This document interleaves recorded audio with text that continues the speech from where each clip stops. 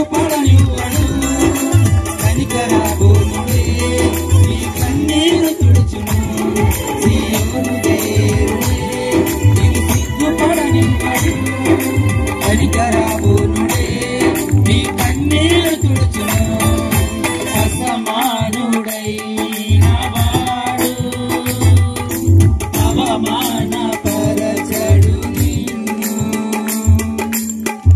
ఓటమి ఎరుగని మన దేవుడు ఓడిపోనివ్వడు నిన్ను నీ చేతిలో నేనున్నానని తెలిసి కలదని మరచిపోతిని నీ కనుచూపులో నేనున్నానని తెలిసి కన్నీళ్లు ఆగకున్నవే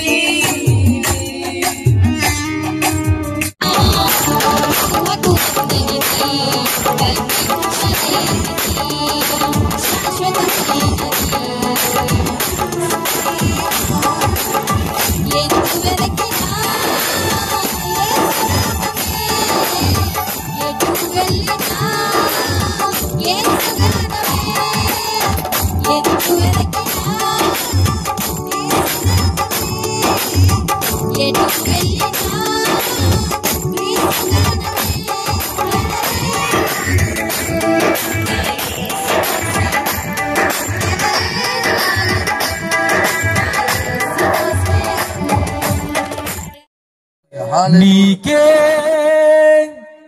వందనం నీకే వందనం నీకే వందనం నీకే వందనం నజరేయుడా చప్పట్లు కొట్టు ఎన్ని యుగాలకైనా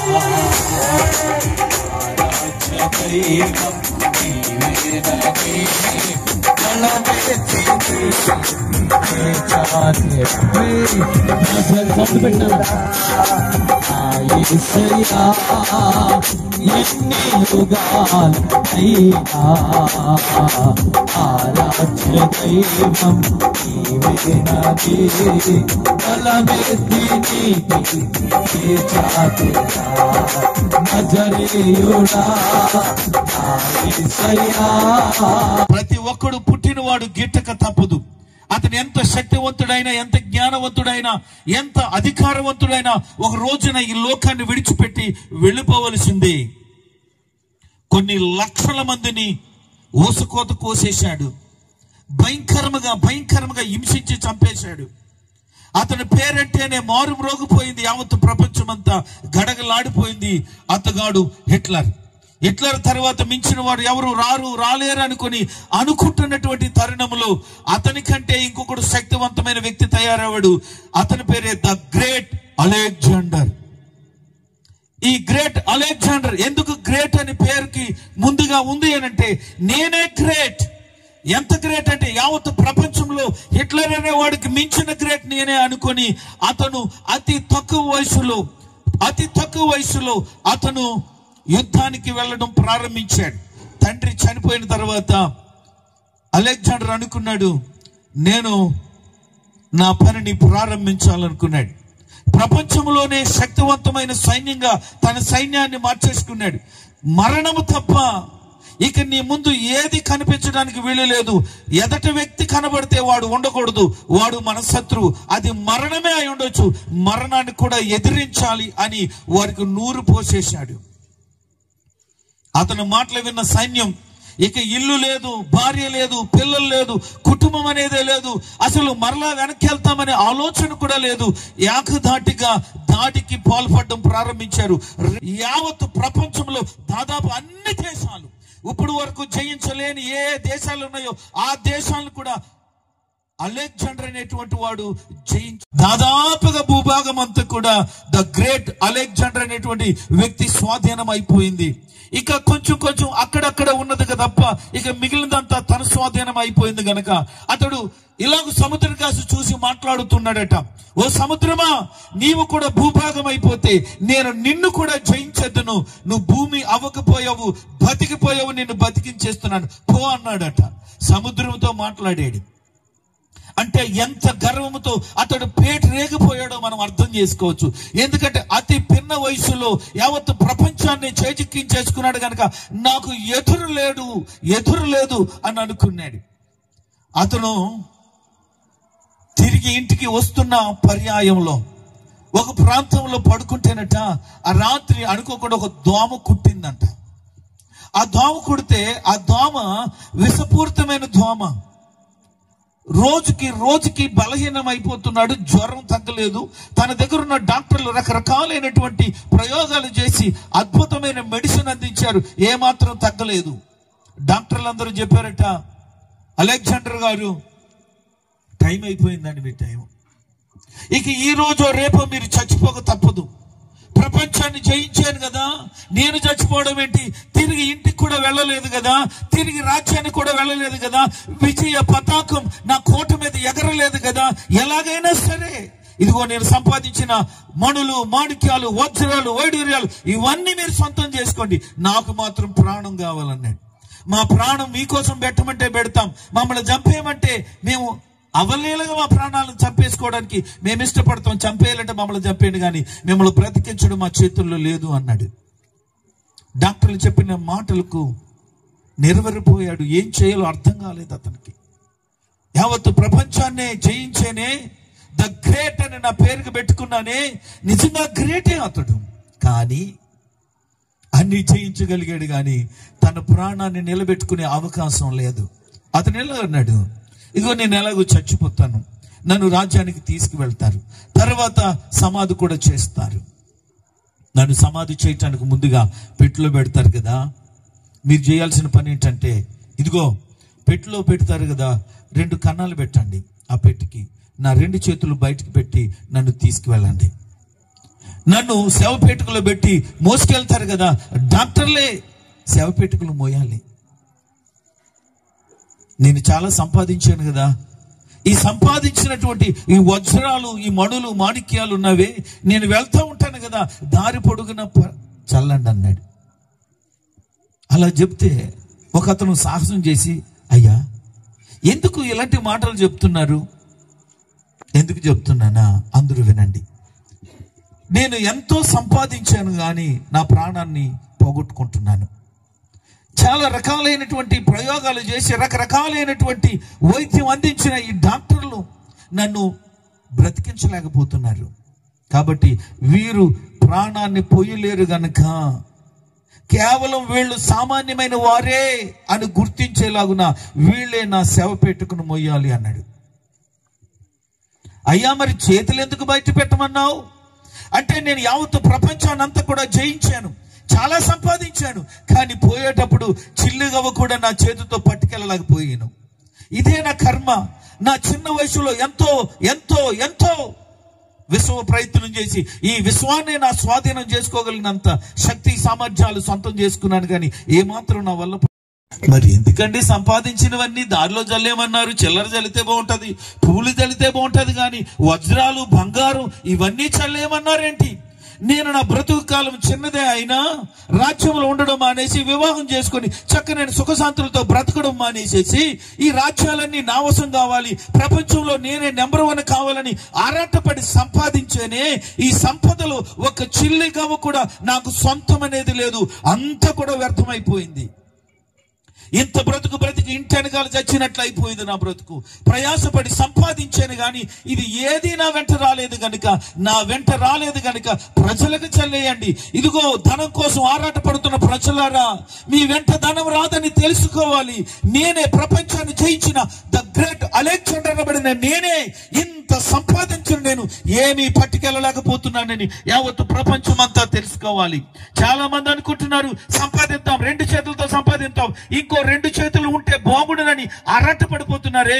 ఒట్టి చేతులతో వచ్చా, ఒట్టి చేతులతో పోతావు అనే సంగతి ప్రతి ఒక్కరికి తెలియాలి. లేకపోతే ప్రేమ లేదు, ఆప్యాయత లేదు, గౌరవం లేదు, మర్యాద లేదు, అంత కూడా వ్యత్యాసంతో బ్రతుకుతున్నారు.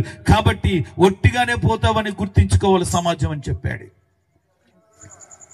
డాక్టర్లు చూసి చిన్న జ్వరం వస్తే ఒక మాత్ర ఇస్తే అయ్యా నువ్వు దేవుడు అయ్యా, ఆపరేషన్ చేస్తే సక్సెస్ అయితే అయ్యా నువ్వు దేవుడు అయ్యా అంటారు. వైద్య రంగంలో జ్ఞానాన్ని సంపాదించారు తప్ప ప్రాణాన్ని పోయడం ఏ డాక్టర్ వల్ల అవదు. ఆపరేషన్ చేసిన డాక్టర్ అయినా, నిన్ను బ్రతికించాడని నువ్వు చెప్పుకున్న డాక్టర్ అయినా ఒక రోజు చావు గ్యారంటీయే. ప్రియులారా, ఈ మాటలు వింటున్నా బిడ్డలారా, ఈ గ్రామ ప్రజలారా, ఈ రాత్రి మీకు ఒక సత్యాన్ని తెలియచేయటానికి ఇష్టపడుతున్నాను. అసురు రాజ్యం వచ్చింది, అది కూలద్రోయబడింది బబులోను రాజ్యం వచ్చిన తర్వాత. బబులోను రాజ్యం వచ్చింది, రోమా రాజ్యం వచ్చిన తర్వాత బబులోను రాజ్యం కూడా నేలమట్టం అయిపోయింది. అనంతరం హిట్లర్ వచ్చాడు, ప్రపంచాన్ని జయించాడు అనుకున్నాడు, అతను కూడా పోయాడు. తర్వాత అలెగ్జాండర్ వచ్చాడు, అతను కూడా ప్రపంచాన్ని జయించాను అనుకున్నాడు, పోయాడు. అంటే వచ్చిన వారందరూ పోయారు తప్ప వారి పేర్లు అప్పుడప్పుడు అక్కడక్కడ చెప్పుకున్నారు కానీ వారి పేర్లలో శక్తి సామర్థ్యాలు ఏమీ లేనే లేవు. ఒక మనిషిని ప్రాణాన్ని తీసేశారు, వాళ్ళు హింసించారు, చంపారు, ఘోరాతి ఘోరంగా టార్చర్ పెట్టారు. కానీ వారు దుర్మార్గులుగా, చెడ్డవారిగా, ఆక్రమించుకున్న వారిగా వారు చరిత్రలో మిగిలిపోయాడు. కానీ చరిత్రని సృష్టించి, చరిత్రను విభాగించి, ఈ చరిత్రలోనే ఏకైక చక్రవర్తిగా నేను ప్రకటిస్తున్న నజరేయుడైన యేసు క్రీస్తు మిగిలిపోయాడు. 2000 సంవత్సరాల క్రిందట ఒక నరుడుగా ఈ భూమి మీదకి ఉద్భవించినాడు యేసు క్రీస్తు అనే నామంలో. ఆయన ఈ లోకానికి వచ్చిన తర్వాత కేవలం 33.5 సంవత్సరాలు మాత్రమే నరుడుగా బ్రతికాడు. ఆయనను ఘోరాతి ఘోరముగా హింసించి చంపించేశాడు. ఆయనే మరణించాడు. కారణం ఏంటంటే యావత్తు ప్రపంచమంతా కూడా పాపములో మగ్గిపోయి పాపము ద్వారా వచ్చేటువంటి నిత్య నరకాగ్నికి వెళ్ళిపోతున్నారు. ఈ నరకం నుంచి తప్పించేవాడు ఎవరు లేడు. అందుకే నరకం నుంచి తప్పించగలిగిన వారు ఎవరైనా ఉన్నారని అన్వేషణ చేశారు. ఈ భూమి మీదే హిట్లర్ లాంటి వాడు నరకాన్ని చూపించాడు, అలెగ్జాండర్ లాంటి వాడు నరకాన్ని చూపించారు. కానీ నరకం నుంచి తప్పించిన వారు ఎవరు లేరు. నేను నీ నరకం నుంచి తప్పిస్తానని కనీసం భరోసా ఇచ్చిన వారు కూడా లేరు. వారి పేరు చెబితే దడదల్లాడి పేరు, వారి పేరు చెబితే మూలకు పోయి దొక్కున్నారు. కానీ ఈ రోజు నేను ప్రకటిస్తున్నా, యేసు పేరు చెబితే ఇలాగ వీధులలోనికి రాగలిగిన ధైర్యం కలిగి ఉంది. ప్రియులారా, యేసు క్రీస్తు గురించి ఎందుకు ఈ మాట చెప్తున్నానంటే ఆయన చెప్పిన ఒక అమూల్యమైన మాట మీతో పంచుకోవడానికి ఇష్టపడుతున్నాను. అపోస్తలుల కార్యములు 4వ అధ్యాయం, అపోస్తలుల కార్యములు 4వ అధ్యాయము 12వ వచనములో ఉన్న ఒక అద్భుతమైన మాట. మరి ఎవని వలన రక్షణ కలగదు, ఈ నామమునే మనము రక్షణ పొందవలెను గాని ఆకాశము కింద మనుషులలో ఇయ్యబడిన మరి ఏ నామమున రక్షణ పొందలేము. చూడండి ఎంత గొప్ప అవకాశము యేసుక్రీస్తు ద్వారా యావత్తు ప్రపంచానికి కలుగుతుందో. ఈ భూమి మీద ఒక పేరు ఇవ్వబడిందట. ఆ పేరు ఇవ్వబడింది కదా, ఆ పేరు కలిగిన వ్యక్తి వలన మాత్రమే రక్షణ అనేది కలుగుతుంది. ఈరోజు ధనం ఉన్నవారు, పేరు ప్రఖ్యాతులు ఉన్నవారు, పదవుల్లో ఉన్నవారు వారు సెక్యూరిటీని ఏర్పాటు చేసుకుంటారు. కానీ ఒక దినాన్న గాంధీ లాంటి మహాత్ముడిని కాల్చి చంపేసిన వాళ్ళు పక్కన ఉన్నవారే. రాజీవ్ గాంధీని చంపేసిన వారు కూడా ప్రక్కన ఉన్నవారే. సెక్యూరిటీ ఉన్నారు కానీ వాళ్ళ వల్ల సెక్యూరిటీ లేదు, వాళ్ళ వల్లనే ప్రాణం పోయింది. అయితే యేసుక్రీస్తు ప్రభు వలన నీకు ఒక గొప్ప రక్షణ. ఈ రక్షణ ఏంటి అనంటే నరకము నుంచి తప్పించేటువంటి గొప్ప రక్షణ. అది ఎవరి వల్ల కలుగుతుంది? ఈ నామమే. ఈ నామం అంటే ఏ నామము? నేను ప్రకటిస్తున్న యేసుక్రీస్తు నామములో రక్షణ కలుగుతుందట. చాలా మంది అనుకుంటున్నారు, చాలా పేర్లు తలుస్తారు, ఉదయం లేస్తే చాలా పేర్లు జపిస్తూ ఉంటారు, ఆ పేర్లు తలంచుకుంటూ నిత్యము స్మరిస్తూ ఉంటారు. ఆ పేరులో శక్తి ఉందా? ఆ పేరులో సామర్థ్యం ఉందా, ఆ పేరులో గొప్పతనం ఉందో ఎవరికి వారికే తెలియాలి. కానీ నేను ప్రకటిస్తున్న ఈ యేసు క్రీస్తు పేరును జపించడం కాదు, పలికితేనే అద్భుతాలు అద్భుతాలు అద్భుతాలు జరుగుతాయి. ఎలాంటి అద్భుతాలు జరుగుతాయి? 3వ అధ్యాయంలో అపోస్తల కార్యములో ఒక వ్యక్తి కనబడతాడు. యేసు ప్రభువును నమ్ముకున్నటువంటి వారు ఉన్నారు అక్కడ. ఆ నమ్ముకున్న వారు ఇద్దరు ఒక దేవాలయానికి వెళ్తున్నారట. ఆ దేవాలయానికి వెళుతుండగా ఆ దేవాలయం మెట్ల దగ్గర ఒకడు భిక్షం అడుక్కుంటున్నాడు. అయ్యా, మాకు ఏదైనా సహాయం చేయండి అని భిక్షం అడుక్కుంటున్నాడు. భిక్షం అడుక్కుంటుండగా యేసు ప్రభువును నమ్మినటువంటి ఇద్దరు ఆ మందిరానికి వెళ్తుంటే అందరినీ అడిగినట్లుగా వారిని కూడా, అయ్యా నాకు భిక్షం ఇయ్యా అన్నాడు. అందరిని అడిగినట్లు అడిగాడు. అయితే ఈ ఇద్దరు ఎలాగున్నారో చాలా హుందాతనంగా ఉన్నారట. చూడటానికి గొప్ప ధనవంతుల్లా కనపడుతున్నారు. వారిని అడుగుతున్నాడు, అయ్యా మీ దగ్గర వెండో బంగారం ఉంటది కదా అని మనసులో అనుకొని నాకు ఏదైనా సహాయం చేయండి. అనేక సంవత్సరాలుగా కుంటోడుగా ఇక్కడే ఉండిపోయాను, కదలలేక మెదలలేక ఉన్నాను. ఎవరొక మోసుకు రావాలి, ఎవరొకరు ఇక్కడ పడియాలి, మళ్ళీ ఇది అయిపోయిన తర్వాత సాయంత్రం నేను ఇంటికి వెళ్ళిపోవాలి. ఇదే నా జీవనం, ఇదే నా బ్రతుకు, నా వల్ల నా కుటుంబం బ్రతుకుతుంది. అయ్యా నాకు ఏదైనా సహాయం చేయండి, భిక్షమేయండి అయ్యా అన్నాడు. మనుషులు అడుక్కుంటారు. మనం చాలా మందిని చూస్తూ ఉంటాం. దారిలో, సెంట్రల్లో, రైల్వే స్టేషన్లో, బస్ స్టేషన్లో అడుక్కుంటారు. అడుక్కుంటే 10 రూపాయలు ఇస్తావు, లేదు ఇంకా ఎక్కువగా ఇవ్వాలంటే 100 రూపాయలు ఇస్తావు. అంతేకాని నీ ఆస్తి అంతా రాసేస్తా. ఎవరెవరండి? ఎక్కువ ఇస్తే 1000 రూపాయలు ఇవ్వచ్చు, ఇంకా ఎక్కువ ప్రేమ అయితే మంచి బట్టలు కొనియొచ్చు, ఆ పూట మంచి బిర్యానీ పెట్టచ్చు, అంతకంటే ఎక్కువ చేస్తే చాలా మంచి వాళ్ళు అని పేరు రావచ్చు. కానీ ఈ వ్యక్తులు ఇలా అంటున్నారు, మా దగ్గర నువ్వు చూసుకుంటుంటే వెండో బంగారం ఉందన్నట్టు కనపడుతున్నాం కదా. లేదు, వెండి లేదు మా దగ్గర, బంగారం లేదు. మరి వెండి లేకపోతే బంగారం లేకపోతే ఏమిస్తారు? దానికి మించింది వచ్చినాడు. ఒకవేళ వీళ్ళు అలా కనపడుతున్నారు, చాలా ధనవంతులుగా కనపడుతున్నారు. నిజమే, వీళ్ళు ధనవంతులు కాదు, ఐశ్వర్యవంతుల వాళ్ళు. ఇతనికి తెలిసింది కొంచెమే, తెలియాల్సింది చాలా ఉంది. ఈ రోజు నీ మాటలు వింటున్న ప్రజలారా గమనించండి, మీకు తెలుసుకున్నది కొంచెమే. ఎవరో ఈదులంట పోతుంటారు, యేసు ప్రభు గురించి చెప్తారు, పత్రికలు పంచుతారు, అక్కడెక్కడ చిన్న చిన్న ప్రార్థనలు పెట్టుకుంటారు, అనుకుంటున్నారు మీకు తెలిసింది ఇదే. తెలియాల్సింది చాలా ఉంది. చాలా మంది అనుకుంటారు గోరంత తెలిస్తే కొండంత తెలిసింది అనుకుంటారు. నూతిలో ఉన్న కప్పు అనుకుంటుందట, ఆ నూతిలో ఉండి ఇదే ప్రపంచం అనుకుంటుందట. చాలా మంది ఈ రోజు ఎలా ఉన్నారంటే నూతిలో ఉన్న కప్పుల్లా ఉన్నారు. ఉదయం లేస్తే తిన్నామా, ఉన్నామా, పని చూసుకున్నామా, మరలా ఇంటికి వచ్చేసామా అని ఇంటి పరిధిలో, కుటుంబ పరిధిలో, గ్రామ పరిధిలో, చుట్టుపక్కల పరిధిలో ఉన్నాం. కానీ మించినదేదో ఉంది, అది తెలుసుకోవడానికి ప్రయత్నం చేయాలని. నీకు తెలిసిందే సత్యం కాదు, తెలియాల్సిన పరమ సత్యము ఎంతో ఉంది. అది నీకు తెలియకుండా ఉండటానికి నీ మనోనేత్రాలకు గుడ్డితనం కలిగిపోయింది. అందుకే ఏ విషయాలు నీకు అర్థం కావటం లేదు. ఈ రాత్రి ప్రకటిస్తున్నటువంటి యేసు క్రీస్తు యొక్క పేరులోని ఎంత గొప్ప శక్తి ఉందంటే, ఆయన నమ్మిన ఇద్దరు ఆ దారంట వెళ్ళిపోతూ మందిరానికి వెళ్తే భిక్షం అడుక్కునేవాడు చూశాడు. వాడు పుట్టినప్పటి నుంచి కుంటువాడట. అతనికి వయసు 40 సంవత్సరాలట. 40 సంవత్సరాల వయసు వచ్చింది కానీ కుంటోడుగా ఉన్నాడు. 20-30 సంవత్సరాలు బ్రతుకుతాడు, మళ్ళీ చచ్చిపోతాడు. కుంటోడుగా పుట్టి, కుంటోడుగా బ్రతికి, కుంటోడుగానే తన జీవితం ముగించడంలో ప్రత్యేకత ఏదైనా ఉందంటారా? ఈ రోజు నువ్వు ఎక్కడో పుట్టావు, ఎక్కడో పెరిగావు, ఈ ఊరు వచ్చి పెళ్లి చేసుకున్నావేమో, లేదా ఏ ఊర్లో నుంచి వచ్చి ఇక్కడ బతుకుతున్నావేమో, లేదా ఇక్కడే పుట్టి ఇక్కడే పెరిగి ఈ ఊర్లోనే పెళ్లి చేసుకొని కొంతకాలం అయితే ఇల్లు పళ్ళు అన్ని సంపాదించుకొని, పొలాలు సంపాదించుకొని, ఆస్తిపాస్తులు సంపాదించుకొని, పేరు ప్రఖ్యాతులు సంపాదించుకొని నువ్వు కూడా ఏదో ఒక రోజున పోతావు. ఇదేనా బతుకు? ఇందుకైనా బతికావు, ఇందుకైనా పుట్టావు, ఇందుకైనా పెరిగావు. అసలు నీ పేరుకి, నీ బతుకి ఏ అర్థం పర్థం లేదా? అందరూ బ్రతికారు, నువ్వు బ్రతికావు, సుఖమేముంది? కానీ అందరూ బ్రతికినట్టు బ్రతికితే సుఖము లేదు, అందరూ బ్రతికినట్టు బ్రతికితే గొప్పతనం లేదు. కానీ ఒక వ్యక్తి ఉన్నాడు, ఆయన పేరే ప్రకటించాడు కదా, యేసుక్రీస్తు అని. ఆయన బ్రతికిన బ్రతుకు అసమానమైన బ్రతుకు, అనేక మందికి ఆదర్శవంతమైన బ్రతుకు, పరిశుద్ధమైన బ్రతుకు ఆయన బ్రతికాడు. ఆ యేసు ప్రభు చెప్పిన మాట ఏంటంటే, ఇదిగో నన్ను నమ్మిన వారిలో నా శక్తిని విడుదల చేస్తున్నాడు. వారు నా పేరు జపించిన, నా పేరు పలికిన అద్భుతాలు జరుగుతాయని చెప్పారు. స్తోత్రం కలుగును గాక. యేసుక్రీస్తు ప్రభు వారు నమ్మిన వారు ఆ మందిరానికి వెళ్తుంటే భిక్షగాడు చూసి అడిగితే వాడు అనుకున్నాడు వెండో బంగారం ఇస్తానన్నాడు. వెండిస్తే 10 రోజులు, బంగారం ఇస్తే 1 నెల రోజులు, వజ్రం ఇస్తే 1 సంవత్సరం బతుకుతాడేమో. కానీ వాడుకున్న కుంటితనం నుంచి విడిపించగలిగిన వాడు ఎవరు లేరు.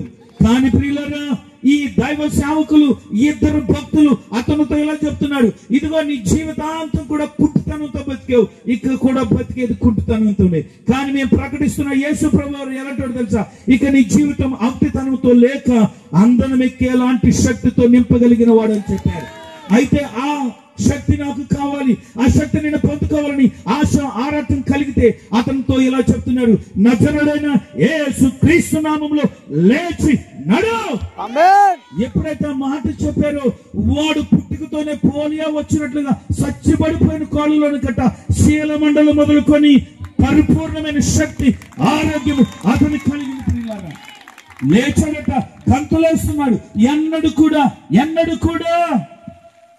అతని జీవితంలో నడుస్తాను అనుకోలేదు, ఎన్నడూ కూడా తోటి వారితో కలిసి ఆడుకుంటాను అనుకోలేదు, ఎన్నడూ తన బ్రతుకులో ఇంతటి సంతోషాన్ని చూస్తాను అనుకోలేదు. ఎనలేని సంతోషం యేసు నామము ప్రకటించబడిన తర్వాత అతని జీవితంలో కలిగింది. ఈ రోజు నేను ప్రకటిస్తున్న యేసు ప్రభు వారు నీ జీవితంలో ఉన్న శాపాన్ని, పాపాన్ని, పాప సంబంధమైన రోగముతో నింపబడిన జీవితాన్ని ఆశ్చర్యంగా మార్చగలిగిన వాడై ఉన్నాడు. ఆయన నామమును ప్రకటించగా ఆ కుట్టివాడు లేచగంత లేచాడట.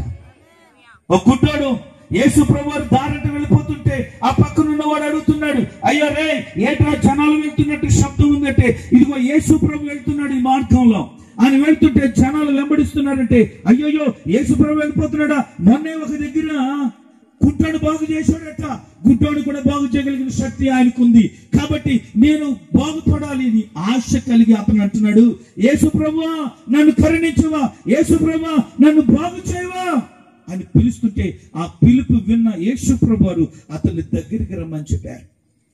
అతనితో అంటున్నారు, ఏంటా ఇందాక నుంచి కేకలేస్తున్నావు, ఎందుకు అలా కేకలేస్తున్నావు, ఏమో నువ్వు ఈరోజు దాటిపోతే నా జీవితం గుడ్డోడుగానే మిగిలిపోతుంది, గుడ్డోడుగా మిగిలిపోవడానికి వీలు లేదు, నేను బాగుపడాలని ఆశ కలిగి ఉన్నాను. మొన్నే నీ గురించి విన్నాను, పలానా ప్రాంతంలో కుంటోడు నడిచాడట, మోగోడు మాట్లాడాడట, నేను గుడ్డోడిని చూడగలను, నమ్ముతున్నావా? అవునయ్యా నమ్ముతున్నాను. అయితే నీ నమ్మిక చొప్పున నీకు దృష్టి కలుగునుగా అని చెప్పగానే గుడ్డోడు అద్భుతమైన రూప్, దేవుడు అద్భుతం చేయగా పరిపూర్ణమైన స్వస్థత వచ్చింది, దృష్టి కలిగిన వాడిగా మారిపోయాడు. దేవునికి స్తోత్రం కలుగునుగా. ఈ రాత్రి నేను ప్రకటించిన యేసు క్రీస్తులో ఉన్న శక్తి ఆయన సేవకుల్లో కూడా పరిపూర్ణంగా దేవుడు ఇచ్చేశారు. ఆయన ప్రకటించినప్పుడు ఆయన గుడ్డివారిని, మోగవారిని, చెమటి వారిని, దయ్యాలు పట్టిన వారిని బాగు చేశారు. అతను మాత్రమే కాదు, ఆయన నమ్మిన వారు కూడా ఆయన నామమును ప్రకటించినప్పుడు కుంటోడు సైతము తిరిగి బాగుపడ్డాడు. ఈ రోజు నేను ప్రకటిస్తున్న యేసు ప్రభువులో ఉన్న ఆ గొప్ప శక్తి నీకు కావాలా? నేను ప్రకటిస్తున్న యేసు క్రీస్తు ప్రభు వారు మనుషులు బాగోలేనప్పుడు బాగు చేయడం కాదు, రోగముల నుంచి విడిపించడం మాత్రం కాదు, చచ్చిన వారిని సైతము తిరిగి బ్రతికించిన రక్షకుడైన యేసు క్రీస్తు ప్రభు వారు. ఇక్కడితో ఈ జీవితం అయిపోతే, ఇక్కడితో బతికేస్తే, ఇక్కడితో ముగించేస్తే, ఇక్కడితో స్వస్థత పడితే ఉపయోగం ఏముంది? ఈ భూమి మీద బ్రతికిన కాలము 60, 70, 80, కొంచెంమంది ఎక్కువ బతుకుతారు, తర్వాత ఖచ్చితంగా ఈ లోకాన్ని విడిచిపెట్టి వెళ్ళిపోవాల్సిందే. ఈ మాటలు వినండి, ఈ ప్రార్థన అయిపోతే మీ ఇంటికి మీరు వెళ్ళిపోతారు, మా ఇంటికి మేము వెళ్ళిపోతాం. మనందరం కూడా ఒక దినాన్న మట్టిలోకి వెళ్ళిపోతాం. ఈ రాత్రి ఈ మాటలు మీ జీవితాన్ని మారుస్తాయి, మీ జీవితంలో గొప్ప ప్రభావాన్ని చూపించగలుగుతాయి. ఇన్నాళ్ళ విన్నావేమో, పట్టించుకోలేదేమో, ఎప్పుడు వినలేదేమో, ఈ రోజు ఈ మాటలు పట్టించుకో. దారంటి వెళ్తుంటే ఎవరైనా మాట్లాడుతుంటే, ఎవరైనా డప్పు కొట్టి సాటిపిస్తుంటే ఏంటి అని వింటావే, దానికి ఉపయోగం ఉండదో లేదో నాకు తెలియదు, కానీ నేను ప్రకటిస్తున్న యేసు క్రీస్తు వారి గురించిన మాటను వింటే ఖచ్చితంగా బాగుపడతావు. అనేక మంది బాగుపడ్డారు. ఇక్కడ కూర్చున్న మేమందరం కూడా ఆయన బాగు చేసిన వారమై ఉన్నాము. బాగోలేనప్పుడు, రోగంతో ఉన్నప్పుడు, వ్యాధితో ఉన్నప్పుడు, బలహీనతలతో ఉన్నప్పుడు, చావు బ్రతుకు మధ్యలో కొట్టుమిట్లాడుతున్నప్పుడు బ్రతికిన వారమై ఉన్నాం. 4 సంవత్సరాల వయసులో నాకు పక్షవాతం అనే రోగం వచ్చింది. భయంకరమైనటువంటి రోగం విపరీతంగా పెరిగిపోయింది నాలో. అది నాకు తెలియదు, మా తల్లిదండ్రులు చెప్పినప్పుడు నాకు తెలిసింది. ఈ పక్షవాత రోగంతో తరచూ నోటంటే సొంగగార్చుకుని ఇంట్లో ఎక్కడ పడితే అక్కడ పడిపోతూ ఉండేవాడినట. అలాగున్న కొన్ని రోజులు గడిచిన తర్వాత వాళ్ళు అంతగా గమనించలేదు. చేయలేకపోయారు, నన్ను ట్రీట్మెంట్కి సరిగా చూపించలేకపోయారు. ఒక దినాన్న విపరీతమైన పరిస్థితి గురైపోయాను, స్పృహ తప్పిపోయాను, చివరికి ప్రాణాలే కోల్పోయాను. నోటంతా సొంగగారిపోయింది, గిలగిల కొట్టేసుకున్నాను, ఇక చచ్చిపోయాను, పడిపోయాను. నన్ను చూసిన మా అమ్మ నాన్న కొట్టుమిట్లాడిపోయారు. అక్కడున్న కొంతమందిని చూసి పిలిచి, ఇదిగో మా అబ్బాయికి ఏదో అయిపోయింది. ఒక ఆయన పిలిస్తే నరం పట్టుకుని చూశాడట, ఈ అబ్బాయి చచ్చిపోయాడు అని చెప్పారు. చాలా బాధ కలిగింది. ఒకట్లో మంచం వేసేసి ఆ మంచం మీద నన్ను పొరండు పెట్టేశారు. అప్పుడు మా నాన్నగారికి పరిచయమైన ఒక 4 సంఘబిడ్డలు ఉన్నారు, 8 మంది ఉన్నారు. ఆ 8 మంది మా నాన్నగారు అమ్మగారు మంచం చుట్టూరు చేరి మోకాళ్ళేసి ప్రార్థన చేయడం ప్రారంభించారు. అయ్యా, మాకు పిల్లలు లేనప్పుడు ప్రార్థన చేశాం, సంతానం ఇచ్చారు మీరు.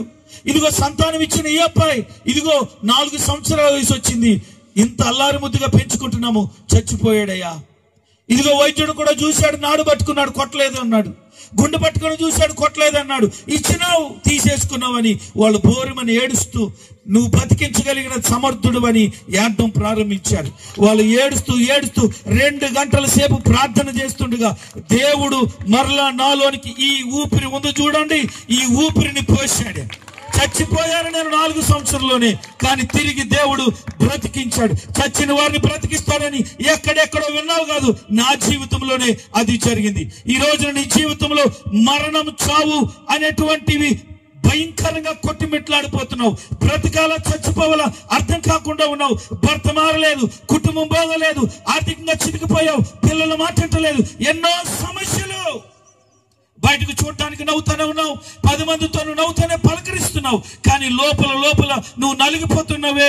ఆ నలుగుబాటుని రాత్రికాల సమయంలో నా యేసు క్రీస్తు చూస్తున్నాడు, నీ హృదయానికి నెమ్మదినిస్తున్నాడు.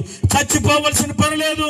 నీ కలిగిన కష్టం, నీ కలిగిన బాధ, నీ కలిగిన వ్యాధి, నీ కలిగిన సమస్యల వల్ల చచ్చిపోవద్దు. ఈ రోజు నేను ఎలాగైతే ఇంత గంభీరమైన స్వరంతో యేసు క్రీస్తు గురించి చెప్తున్నానో, నీ జీవితంలో కూడా దేవుడు బలమైన కార్యాలు చేస్తాడు. ఖచ్చితంగా నీవు కూడా లేచి ఇలాంటి గొప్ప సాక్ష్యాలు చెప్పడానికి దేవుడు కార్యాలు చేయబోతున్నాడు. నెమ్మది, ప్రశాంతత నీ జీవితంలో ఆయన ఇవ్వబోతున్నారు. ఈ భూమి మీద ఉన్నప్పుడు నీ జీవితాన్ని సాఫీగా సాగటానికి ఆయన సహాయం చేయబోతున్నాడు. మరొక్క మాట చెప్పి ఈ మాటలు ముగించడానికి ఇష్టపడుతున్నాను. ఆయన నామములో స్వస్థత మాత్రమే కాదు, విడుదల మాత్రమే కాదు, రక్షణ ఉంది అని చదువుకున్నాం. ఈ లోకాన్ని విడిచిపెట్టిన తర్వాత ఎక్కడికి వెళ్తావు అంటే నాకేం తెలుసు అంటారు అందరూ. అంటే చచ్చాక ఎక్కడికి పోతావో, ఏమవుతావో తెలీదా? ఎందుకు తెలియదండి? ఈ ఆత్మ పరమాత్మలో కలిసిపోతుంది అంటున్నాం. అసలు ఈ ఆత్మ పరమాత్మలో కలిసిపోవాలి అని అంటే ఇది యోగ్యమైందేనా కాదా అని ఆ దేవుడు చూడడా? ఆ పరమాత్ముడు చూడడా? ఆయన లెక్కేస్తాడు. నీకు ఆయుష్ ఇచ్చేనే, నీకు ప్రాణం ఇచ్చేనే, ఎలాగో బ్రతికేవు, తాగేవు, తందనాలు ఆడావు, నీకు ఇష్టం వచ్చినట్లు బ్రతికేసావు. నీ ఆత్మను కూడా పరమాత్మలో కలిపేసుకోవడానికి ఎలాగ ఇష్టపడతాడు? మీ పిల్లలు మట్లో ఆడుకొని వచ్చారు, ఒంటి నిండా మురికైపోయి బురదతో ఉన్నారు, ఏ కాల్లో పడిపోయి వచ్చారు. అమ్మా ఎత్తుకో అని చేతులు చెబితే ఎత్తుకుంటావా? నీ కొడుకే కదా, నీ కూతురే కదా, ఎత్తుకోవు. ఉండరే, ఒక నిమిషమాగాని బిందులు నీళ్ళు వేసేస్తావు, మరలా 4 సార్లు చొప్పేడు తోమేసేసి ఆ మురుక్కొంపు రాకుండా కడిగేస్తావు. ఆ కడిగిన తర్వాత బట్టలేసి చక్కగా అప్పుడు ఎత్తుకొని తెగ ముద్దులు వేసుకుంటావు. ఏ మురుగుతో ఉన్నప్పుడు నీకు కొడుకు కాదా? మురుగుతో ఉన్నప్పుడు నీకు కూతురు కాదా? అప్పుడు ఎందుకు ముద్దు రాలేదు? ఎందుకు ముద్దు తెచ్చుకోలేదు అంటే మురుగుతో ఉన్నారు. యేసు ప్రభువు చెప్తున్నారు, ప్రతి మనిషి పాపంలో పుట్టాడు, పాపంలో బ్రతుకుతున్నాడు, పాపంలోనే చనిపోతున్నాడు. ఈ పాపం అనేది గొప్ప మురుకు. ఈ మురుకుతో నువ్వు దేవుడి దగ్గరికి ఎలాగెళ్తావు? ఒంటికి పట్టిన మురుకుతోనే తల్లి దగ్గరికి నువ్వు వెళ్ళకపోతున్నావే, రానియటం లేదే. ఆ పరమ తండ్రి అయిన దేవుడు ఎలాగ దగ్గర రాణిస్తాడు? అందుకే పాపము నుంచి బయటపడటానికి విశ్వ ప్రయత్నాలు మానవుడు చేస్తున్నాడు. ఆ ప్రయత్నంలో కోడులను, మేకలను, గొర్రెలను, రకరకాలైన వాటిని బలి ఇస్తూనే ఉన్నాడు. బలి ఈ రోజుకి ఇస్తూనే ఉన్నాడు. కోడుల వల్ల, మేకల వల్ల, గొర్రెల వల్ల, ఎద్దుల రక్తం చిందించడం వల్ల మనుషుడికి పాప క్షమాపణ లేదు. అందుకనే వేద గ్రంథాలు ఘోషిస్తున్నాయి, సర్వ పాప పరిహారం, రక్త ప్రోక్షణం ఆవశ్యకం. అంటే ప్రియులారా, ఈ లోకములో ఉన్న వారందరూ కూడా పాపంలో పుట్టి పాపంలో బ్రతికి పాపంలో చనిపోతున్నారు. ఈ పాపం నుంచి విడిపించడానికి పరమాత్ముడైన దేవుడే రక్తాన్ని ఒలక పెట్టాలి. పరమాత్ముడైన దేవుడే ఈ భూమి మీదకి వచ్చి తన రక్తాన్ని చిందించాలి. అన్ని పరిశోధనలు చేయగా ఎవరు ఎవరు ఎవరు ఉన్నారు అని ఆలోచన చేయగా ఇప్పుడు వరకు నేను ప్రకటిస్తున్నానే యేసు క్రీస్తుని, ఆయన ఒక్కడు మాత్రమే దేవుడై ఉండి మానవుడుగా వచ్చి మానవుల పాపాల కోసం నేను మరణిస్తున్నానని ఛాలెంజ్ గా చెప్పిన వాడు. ఆయన ఒక్కడు మాత్రమే మనిషి పాపం నుంచి విడిపించగలడు. ఎలాగ విడిపిస్తాడు? ఆయన యందు విశ్వాసం ఉంచి యేసు ప్రభు నన్ను బాగు చేస్తాడు, యేసు ప్రభు నా పాపాన్ని కడిగేస్తాడని విశ్వాసం ఉంచితే అద్భుతమైన కార్యాలు నువ్వు చూడగలుగుతావు. ఎలాగ నమ్మగలుగుతావు? గాలి కనబడుతుందా? ఉందని నమ్ముతున్నావు. గాలే చూడలేరు నీవు సృష్టికర్త అయిన దేవుణ్ణి ఎలా చూస్తావు? ఆయన చేసిన కార్యాలను ఎలాగా గుర్తించగలుగుతావు? ఈ గాలి ఉంది నిజమైతే ఈ గాలిని చేసిన దేవుడు ఉన్నాడు నిజం. గాలి దేవుడు కాదు, గాలినే సృష్టించిన వాడు దేవుడు. నువ్వు నీటిని దేవుడు అంటావు, నీటిని చేసిన వాడు దేవుడు. అగ్ని దేవుడు అంటావు, అగ్ని దేవుడు కాదు, అగ్నిని చేసిన వాడు దేవుడు. ఆకాశం దేవుడు అని కొలుస్తావు, ఆకాశం గాని సూర్య చంద్ర నక్షత్రాలు గాని దేవుడు కాదు. సమస్తాన్ని సృష్టించిన సృష్టికర్తే దేవుడు. ఆయనే యేసు క్రీస్తు ప్రభువు. ఆయనే చెప్తున్నాడు, దేవుడు నా నుండి మానవుడుగా వచ్చాను, మానవుల పాపం కోసమే నేనే మరణించాను అన్నాడు. వచ్చిన ప్రతి మనిషిని హింసించి బాధ పెట్టి చిత్రహింసలకు గురి చేసి చంపేస్తే యేసు ప్రభు ఒకటే చిత్రహింసలకు గురైవి చచ్చిపోయి ఆయన 3వ దినాన్న మృత్యుంజయుడిగా తిరిగి లేచాడు. ఆయన యందు విశ్వాసం ఉంచిన ప్రతి ఒక్కరిని కూడా మరణాన్ని చేయించే గొప్ప భాగ్యం ఇస్తున్నాడు. అందుకని యేసు నామములోనే రక్షణ. ఈ లోకాన్ని విడిచిపెట్టిన తర్వాత ఎక్కడికి వెళ్తామని మీరెవరైనా నన్ను అడిగితే నేను ఎలా చెప్తాను? ఆ పరమాత్ముడైన దేవుడు ఉన్నాడే ఆ పరలోకం, అక్కడికి వెళ్తా. ఏంటి మీకు నమ్మకం అంటే ఆ పరమాత్ముడే యేసుక్రీస్తు వారు చెప్తున్నాడు, నా యందు విశ్వాసం ఉంచేవారు నేనున్న స్థలానికి తీసుకొని పోతాను. నేను ఆయనున్న స్థలానికి తీసుకుపోతాడట. నువ్వెక్కడికి పోతావు? ఏదో రోజు నీకు నాకు చావు గ్యారంటీ. గ్యారంటీ లేదంటే కుదరదు. వస్తువుకి గ్యారంటీ ఉంది, వాహనానికి గ్యారంటీ ఉంది, వాడుకున్నావు. మొబైల్ కూడా గ్యారంటీ ఉంది. ఈ షర్ట్ కొన్నప్పుడు కూడా గ్యారంటీ చెప్తాడు, రంగు పోదు గ్యారంటీ అని. కానీ ఈ బట్టలు వేసుకుని ఈ వస్తువులన్నీ వాడుతున్నా, నీకు గ్యారంటీ ఉందా? అంటావంతే, రేపో మాపో పోతావు, గ్యారంటీగా పోతావు. ఏ రోజో ఎవరికి తెలియదు, గ్యారంటీగా పోతావు. మరి పోవడానికి ముందు నీకు కూడా తెలియాలి కదా. అదేంటంటే ఎక్కడికి పోతా? చచ్చిపోయిన తర్వాత అంటారు, ఏమయ్యాడు ఇతను? ఏమైందంటే పోయాడు, పోయింది. ఎక్కడ పోయాడు? తుని పోయాడా? నర్సీపట్నం పోయాడా? హైదరాబాద్ పోయిందా? ఎక్కడికి పోయారు? ఏమో పోయాడు. పోయాడంటే పోయాడమ్మా, పోయిందంటే పోయింది. ఎక్కడికి పోయారు ఎవరికి తెలియట్లేదు. ఈ రోజు నేను చెప్తున్నాను, జాగ్రత్త వినండి. ఎక్కడికి పోయారంటే దేవుడి దగ్గర నుంచి వచ్చారు, మరలా దేవుడి దగ్గరికే పోయారు. అయితే ఆయన ఇలాగా ఒక మాట చెప్తున్నాడు, ఏంటంటే మీరు నా దగ్గరికి అందరినీ తీసుకెళ్లాలనుకుంటున్నాను, కానీ నా మాటలు మీరు వింటలేదు, నేను చెప్పేవి చేయట్లేదు, వాక్యానుసారంగా జీవించటం లేదు, పరిశుద్ధత కలిగి లేరు, పాపంలో చెడులో దుర్మార్గంలో బ్రతుకుతున్నారు. దాని నుంచి మీరు విడిపించబడటానికి ఇష్టపడగలిగితే నేను మిమ్మల్ని నేనుండే స్థలానికి తీసుకువెళ్తాను. ఈ రాత్రి ఈ మాటలు వింటున్న దేవుని బిడ్డలారా, ఈ సమస్తములో ఉన్న అందరము కూడా ఆయన చేతి పని. అయినా మనందరూ దేవుని పిల్లలమే. కానీ దేవుని పిల్లల మాట వినలేనప్పుడు ఆయన చెప్పిన మాట ఏంటంటే, మీరు నా మాట వినండి, మిమ్మల్ని స్వస్థపరుస్తాను, మీకు క్షేమం ఇస్తాను, ఇది భూమి మీద, ఇదైన తర్వాత మీకు నిత్య రాజ్యము ఇస్తాను. ఆయన చెప్తున్న మాట మరొకటి ఏంటంటే, నేనే మార్గం, నేనే సత్యం, నేనే జీవం, నా ద్వారా తప్ప ఎవరు కూడా ఆ నిత్య రాజ్యానికి అనగా దేవుడుండే దగ్గరికి రాలేరు. ఏకైక మార్గం యేసు క్రీస్తు ప్రభువారు. ఆయన నామములో మాత్రమే రక్షణ ఉంది ప్రియులారా. ఆ రక్షణ ఈ రాత్రి మీ కొరకు ఉచితంగా ఇస్తానంటున్నాడు. డబ్బులేమి చెల్లించవసరం లేదు. ఈ రాత్రి ఇక్కడికి వచ్చి మేము డబ్బులు ఇస్తామండి, ఆ రక్షణ మాకు ఇవ్వండి, మా కోసం ప్రార్థన చేయండి అంటే ప్రార్థన చేస్తాం, స్వస్థత కలుగుతుంది, మేలు కలుగుతుంది. కానీ రక్షణ యేసు క్రీస్తు వారు ఫ్రీగా ఇస్తున్నారు. జనాలకి ఫ్రీ అంటే నచ్చదు. అదే చిన్న విలువ పెడితే అది ఎంతో బంగారం అన్నట్టుగా కళ్ళు కద్దుకొని తీసుకుంటారు. అలాంటి ప్రజలు ఉన్నారు ఈ రోజున. కానీ యేసు ప్రభువారు వెళ్ళ చెల్లించేశాడు. అందుకే ఫ్రీ ఫ్రీ ఫ్రీ అంటున్నాడు. నేను కొన్న బట్టలు మా అబ్బాయికి ఫ్రీయా డబ్బులుకా? నేను బట్టలు కొన్నానండి, మా పిల్లోడు పుట్టినరోజు అని, ఆడికి ఫ్రీయా ఖరీదైంది? ఆడికి ఖరీదు ఎవరికి అయింది? నాకు ఖరీదైంది. ఆయనకు ఫ్రీ. నేను బండి కొన్నానండి, ఆ బండి నాకు ఖరీదైంది, కానీ మా అబ్బాయికి ఫ్రీ. నేను కారు కొనుక్కున్నానండి, నాకు ఖర్చు అయిందండి, మా అబ్బాయికి ఫ్రీ. ఇదే చెప్తున్నాడు. ఆయన ఆల్రెడీ వేళ చెల్లించేశాడు కనుక రక్షణ ఫ్రీగా ఉంది. తీసుకోండి. ఎలా తీసుకుంటాం?